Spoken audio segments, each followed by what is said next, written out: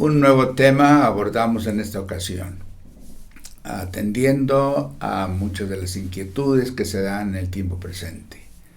Vivimos en un mundo educado, en donde tantos jóvenes han tenido ya acceso a la secundaria, a la preparatoria, o sea, el high school, y a los colegios o universidades. Y las reflexiones que se ven en las aulas a veces los llevan a cuestionar lo que las Sagradas Escrituras dicen, o lo que han escuchado en su niñez o juventud en las iglesias, en los sermones pastorales o las enseñanzas bíblicas. Pero les recuerdo en esta hora que las Sagradas Escrituras, que la Biblia tiene respuesta para las inquietudes más importantes que atañen al ser humano, a su persona y a lo más importante, a su destino eterno.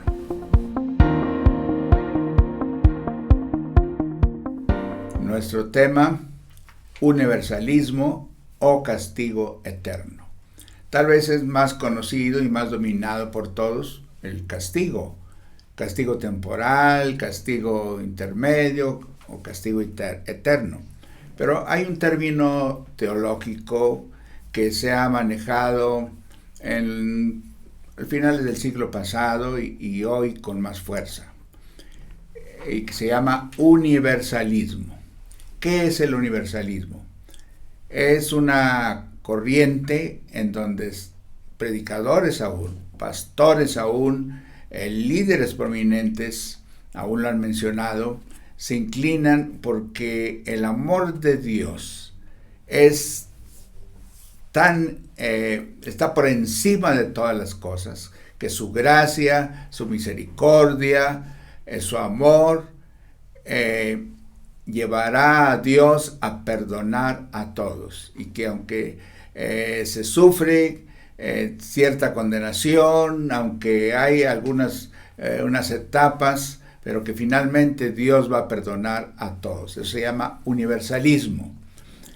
De alguna manera se ha desarrollado este tema por la Iglesia Popular. La Iglesia Popular habla de que el que muere va primero al purgatorio, ahí purga algunas de sus faltas y después puede ir a la vida eterna.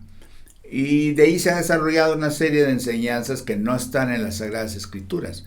La palabra purgatorio o esa etapa intermedia aparece en uno de los libros apócrifos que el cristianismo no acepta, en donde se piensa que se puede ir ahí un tiempo y que si acá los familiares del que falleció hacen ciertos rezos, rezan un novenario, se pagan ciertas misas en una iglesia, el alma del que murió sale después de un tiempo que purgó sus faltas, y que ese tiempo puede ser poco o mucho según las faltas que cometió la persona. Pero no, las Sagradas Escrituras hablan de que va a haber un castigo eterno, y eso es lo que vamos a demostrar ahora. ¿Cuál fue el plan original de Dios? El plan original de Dios fue, y eso lo vemos en el Génesis, cuando Dios está creando todas las cosas, termina en el Génesis 1:31, y vio Dios que todo era bueno. La obra creativa, el Señor la contempló y descansó, dice la Escritura, porque vio que lo que había hecho era bueno. Es decir, el propósito original de Dios fue bueno. Colocó a un hombre y a una mujer en el sitio más hermoso que se haya conocido, el jardín del Edén, rodeados de todas las bendiciones que se pudieran experimentar para que el hombre fuera feliz. Ese es el plan original de Dios. Sin embargo, a través de los años fue necesario que Dios, vamos a decir, por escrito fijara ciertas condiciones o regulaciones, y eso es lo que se llama la ley. La ley que está en el Antiguo Testamento fue buena, fue dada por Dios a través de Moisés para el pueblo judío, y que le sirviera como una protección, como una regulación en su vida diaria. Esa ley, sin embargo, terminó con la llegada del Señor Jesús, que comenzó un nuevo tiempo, lo que llamamos la era de la gracia.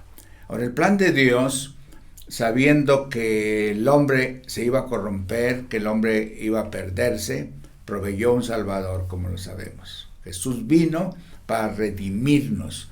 Redimir quiere decir comprar de nuevo. El Señor nos rescató de las manos del enemigo que nos tenía y nos compró para Él. Nos restauró para su reino. Y su propósito original es que todos vayan a su presencia cuando mueran. Dice 2 de Pedro capítulo 3, verso 9, Dios no quiere que ninguno perezca, sino que todos procedan al arrepentimiento. Cuando algunos se preguntaban, ¿por qué retarda su promesa? ¿Por qué no viene? Aún hoy en día se preguntan, ¿por qué no viene? Porque Dios no quiere que usted perezca, que nadie perezca, sino que todos procedan al arrepentimiento. Las Sagradas Escrituras hablan muy claramente de que habrá un juicio final, en el que los pecadores muertos serán resucitados y juzgados según sus obras. Todo aquel cuyo nombre no se halle en el libro de la vida, porque va a haber un libro. Hay un libro que el Señor tiene donde está registrando todos los hechos del ser humano.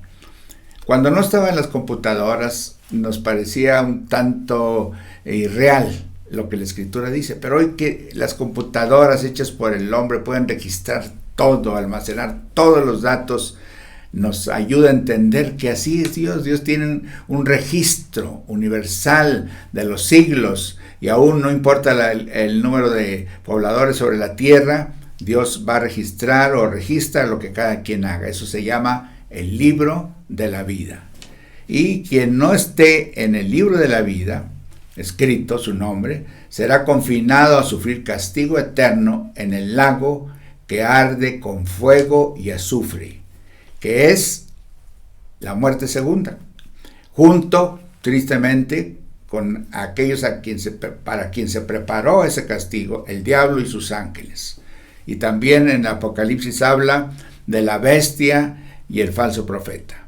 Hay muchas escrituras. Podemos comparar Apocalipsis 21:8 con Mateo 25:46 y Marcos 9:43 y Apocalipsis 19:20. El castigo estaba preparado para el diablo y sus ángeles y es un castigo eterno en lo que la Biblia llama el lago de fuego, y a donde irán los que sufran la muerte segunda. Ahora, ese no es el plan de Dios para la humanidad y para los seres humanos, porque los pecadores van a compartir la perdición de Satanás, lo que está asignado para el diablo y sus ángeles. Los pecadores lo van a compartir. Ese juicio originalmente fue designado para el enemigo, pero lo va a sufrir también la humanidad pecadora. Increíble, pero Jesús fue quien habló más del castigo, del infierno, del diablo, del sitio a donde irán los malos. Y él usó la palabra malos para categorizar un conjunto de personas que caen ahí bajo ese grupo de malos.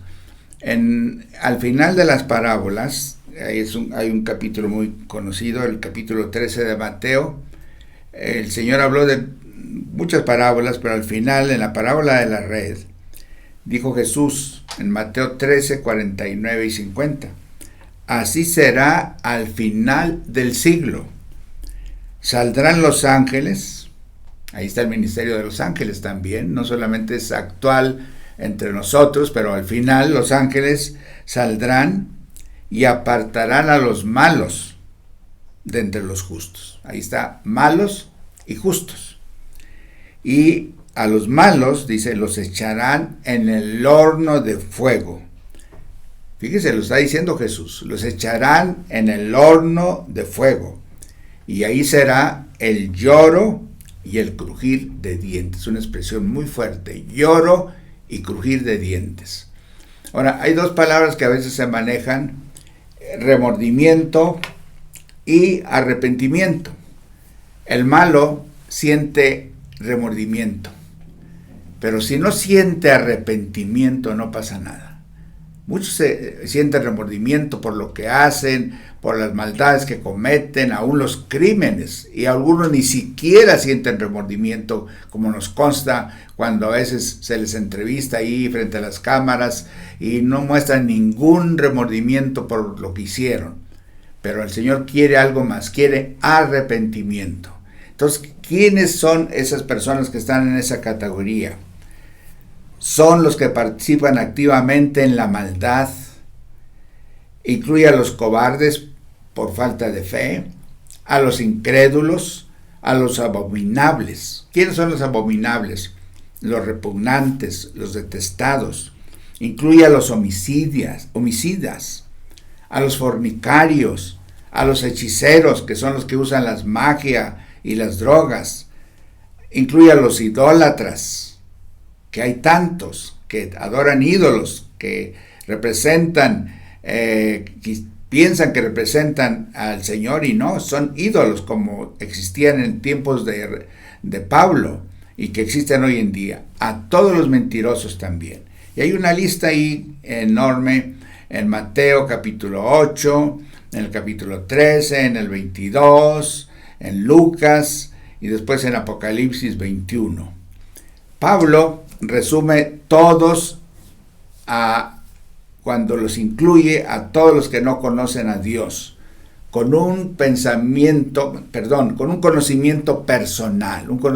personal de la salvación y también a los que no obedecen el Evangelio. Estamos recalcando que el plan de Dios es un plan bueno, de bendición, de perdón. Pero los malos que Jesús está categorizando, ellos van a sufrir el mismo castigo que está destinado para Satanás, o sea, el diablo y sus ángeles. Ahora, un punto que es muy importante recalcar. Hablamos de la vida eterna. Pero déjeme decirle, el castigo eterno es de la misma duración que la vida eterna. Cada criatura que nace comienza una existencia eterna. Fíjese cómo lo voy a decir. Comienza una existencia eterna. Pero esa existencia eterna, al tiempo, puede ser o vida eterna o muerte eterna. La existencia que una criatura que está naciendo en este momento va a ser existencia eterna. Pero cuando tome decisiones en su vida, va a escoger o la vida eterna, y si no, va a ser muerte eterna. Son conceptos que tenemos que enseñar, que manejar, porque son para bien de la gente que nos escucha. Ahora, la muerte eterna, como la presentó Jesús, no es una aniquilación. Es decir, el que muere, muchos dicen, ahí se acaba todo. Se murió y se acabó todo. No. Sigue existiendo la persona. Jesús le llamó a ese destino final, usó una palabra hebrea, Gehenna, o sea, también un Gehenna de fuego, un lago de fuego. Y eso lo enseñó en Mateo 5:22 y en Marcos 9:43. Entonces, el juicio eterno trae una separación final, o una separación eterna de Dios y de Cristo. Lo más terrible que le pueda suceder al ser humano es vivir una existencia, una muerte eterna, separada de Dios y de Cristo. Ahora, la Biblia le llama a esa separación la muerte segunda. Se habla de la primera muerte y de la segunda muerte. ¿Quién participa de la primera muerte? Todos, creyentes y no creyentes, justos e impíos, está señalado al hombre, dice la Escritura, que muera una vez y después el juicio. Que muera una vez y después el juicio. Esa primera vez es la muerte que separa al ser humano, separa su cuerpo del ambiente terrenal en que se vive, y eso lo experimentan los creyentes también. Pero déjeme decirle que va a haber una muerte segunda. La muerte segunda es para el pecador, para el que murió sin Cristo, y la Escritura tiene mucho para recalcarlo, para reforzarlo. Esa muerte segunda es una separación final. La muerte segunda es una separación final para todos los que murieron sin Cristo. En el Apocalipsis habla mucho de la marca de la bestia.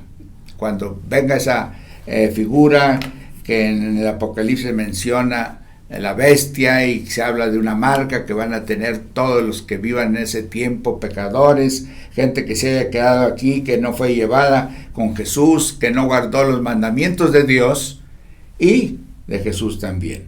Entonces ahí eso se llama muerte segunda. Dice la palabra: bienaventurados los que participan de la primera resurrección. ¿A qué se refiere eso? Que lo que Pablo enseña, que un día será tocada la trompeta y los muertos en Cristo resucitarán primero. Esa es la primera resurrección. Y dice, y luego los que vivan o los que vivamos seremos arrebatados. Esa es la primera resurrección. Bienaventurados los que participan en esa resurrección.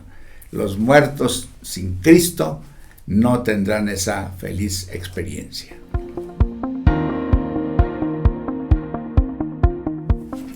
Quiero cerrar esta masterclass que hemos llamado Universalismo o Castigo Eterno, con lo que Pablo le escribe a los Corintios, en su segunda carta, 2 Corintios 6, y se presenta Pablo como un colaborador del Señor. Así pues, nosotros como colaboradores suyos exhortamos también a que no recibáis en vano la gracia de Dios. Porque dice, en tiempo aceptable te he oído, y en día de salvación te he socorrido. Y recalca esto que quiero recalcarle a usted para que quede muy claro en su mente y en su corazón. He aquí ahora el tiempo aceptable. He aquí ahora el día de salvación. Hoy es el día de salvación. Nosotros, los cristianos conservadores, fundamentalistas, no creemos en el universalismo. No creemos que Dios finalmente perdonará a todos como algunos lo están predicando. Es un Dios de gracia, es un Dios de amor, pero le dice a la gente, hoy tienes que arrepentirte. Hoy es el día del perdón, hoy es el día de salvación. Si oyeres sois mi voz, no endurezcáis vuestros corazones. Es decir, quien los endurece, quien no escucha el mensaje, no puede participar de lo mismo que el que reconoció a Jesús como su Salvador, el que aceptó lo que el Señor es. Entonces, para ellos habrá castigo, un castigo eterno. No habrá una segunda oportunidad. Por favor, borre de su mente esa enseñanza. No va a haber una segunda oportunidad. La oportunidad está ahora. Hoy se tiene que aceptar al Señor, hoy se tiene que vivir en Él y morir en Él. Morir en Él, dice un antiguo canto, me es ganancia.